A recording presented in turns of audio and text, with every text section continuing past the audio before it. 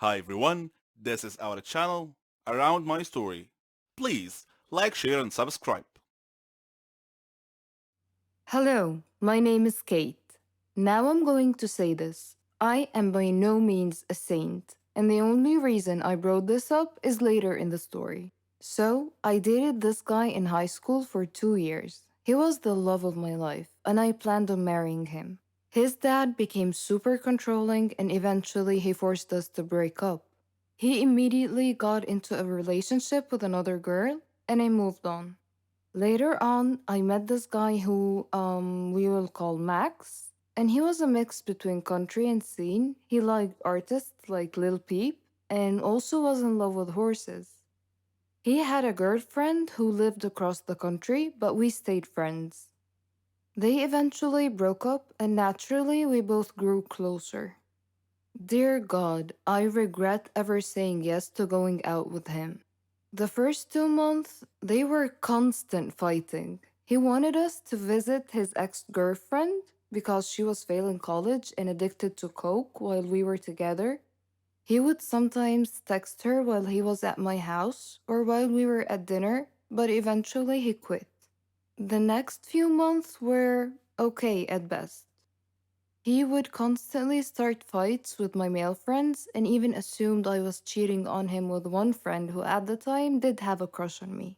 But I'm a very loyal person who went as far as to put more of my time into hanging out with my boyfriend than my friends.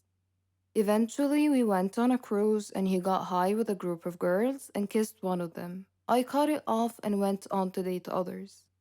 So he texted me 3 months after breaking up, saying he wants to talk and apologize for what he did. I was still in love with him, so I agreed and we set up a time for when he could come over. I knew instantly when he pulled into my driveway that I was going to regret ever responding. There was no hug, no I miss you, none of that.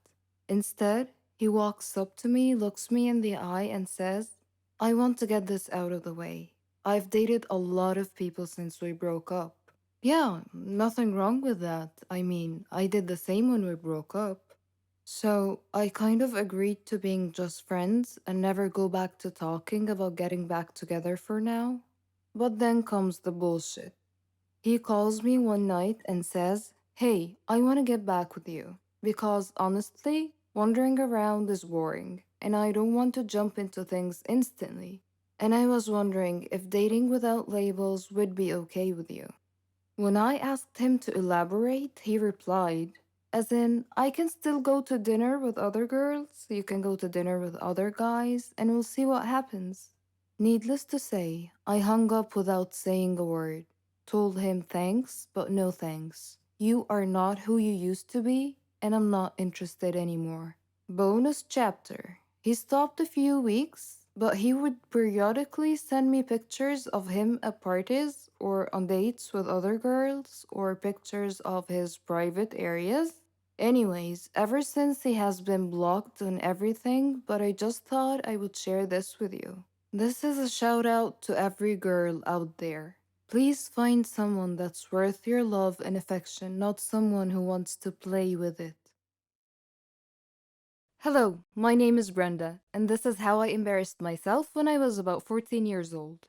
Before I tell you my story, let me highlight a few points.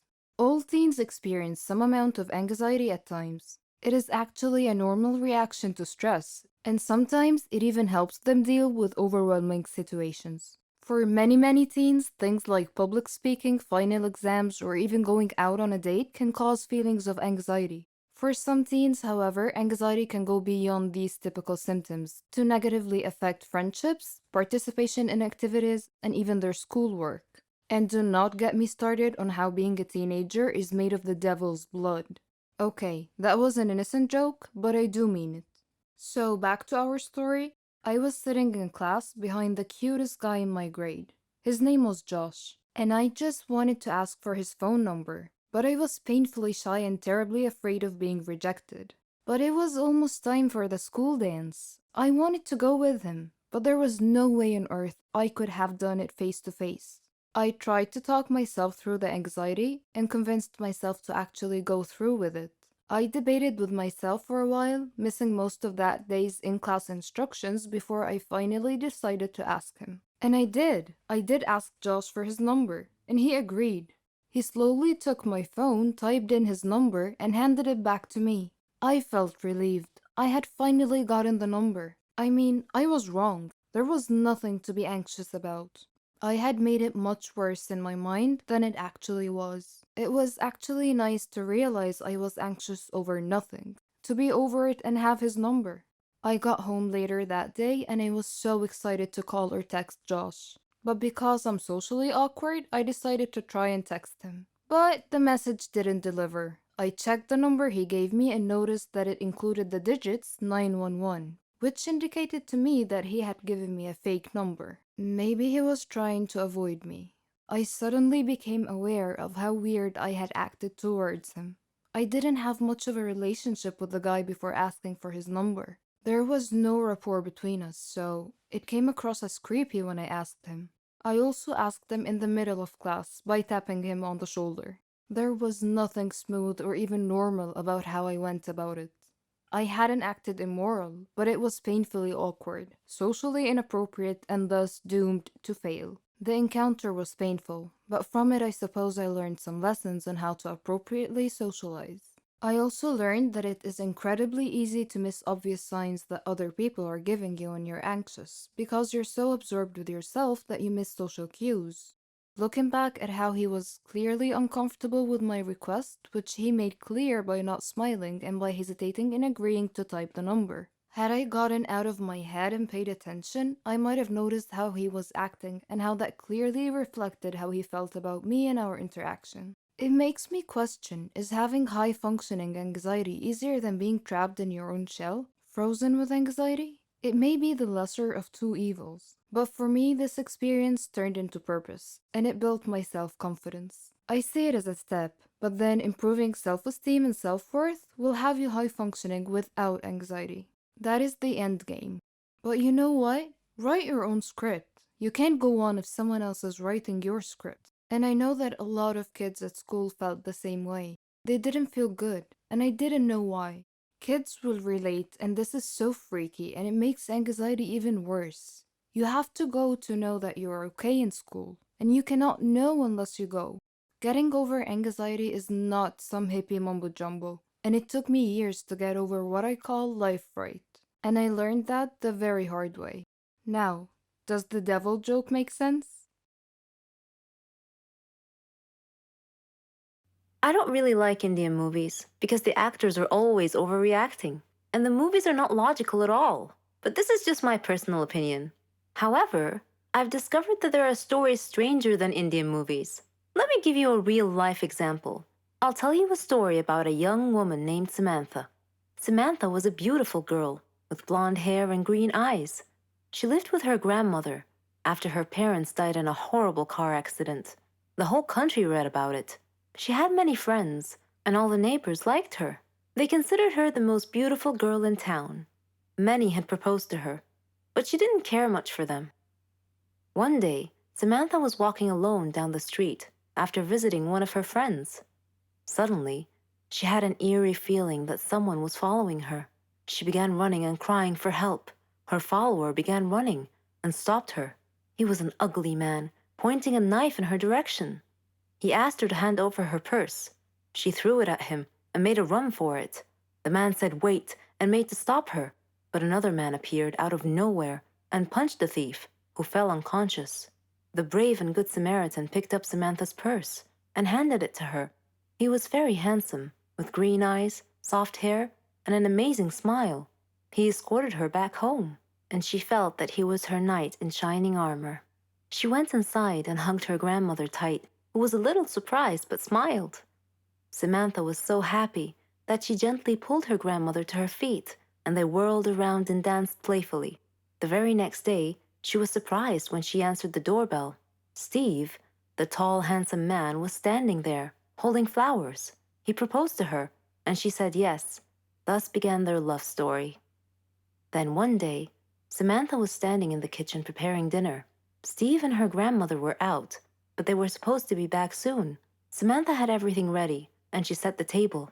The house door opened, and Steve walked in. Samantha went to greet him, but she felt dizzy and fainted. Steve quickly took her to the hospital. The doctor congratulated Steve, saying that he was going to be a father. Steve was ecstatic, but Samantha was not. Instead, she was shocked and nervous. She said that she was too young to have kids, that she wasn't ready to be a mother.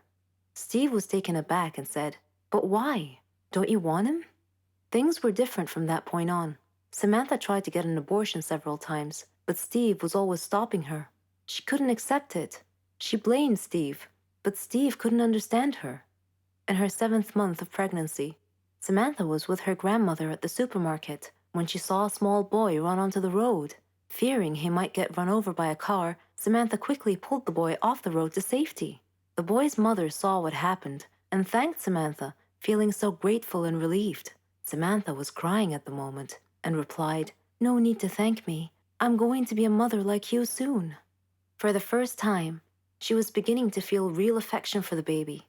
"Forgive me," she silently thought to herself. She tried to contact Steve many times to tell him that she had finally accepted. She was ready to become a mother, but he never responded. Finally, the day had come. Samantha went to the hospital to give birth. After the surgery, she was very tired. Nevertheless, when she woke up, she immediately asked for the baby. Her grandmother handed her the child. It was a daughter, and she was so beautiful. The nurse tried to take the baby out of her arms, but Samantha refused, wanting to hold her for as long as she could. The next day, Samantha heard a big commotion, and she had a feeling of dread that something bad had just happened. It was confirmed when she saw her grandmother's face. She asked what had happened, and her grandmother told her that a child was missing and had apparently been kidnapped.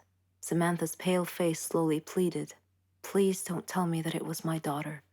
When her grandmother nodded, Samantha broke down and began crying and wailing in pain. The nurses tried to calm her down, and when she did, her grandmother came over to her and handed her a note. It had been found in her missing daughter's hospital crib. It was in Steve's handwriting. It simply said, "If you don't want her, I do." Then Samantha fainted. For many years, she tried finding her baby, but couldn't. Steve and her daughter had vanished into thin air. She felt as if time had stopped for her. But Steve didn't feel that way. He raised their daughter into a beautiful young woman. He named her Margot.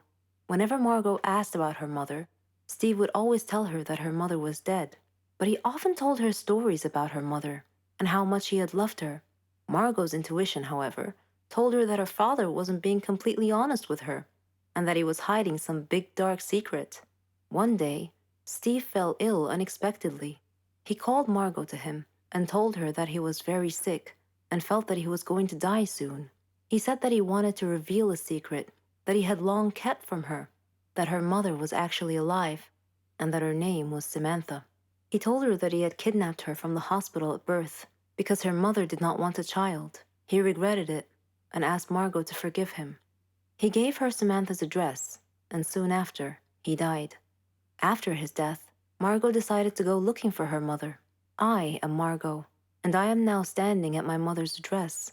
At her front door, I cannot predict my mother's reaction when she answers the door and I introduce myself as her daughter, but I'm going to hug her and tell her that I've missed her for so long.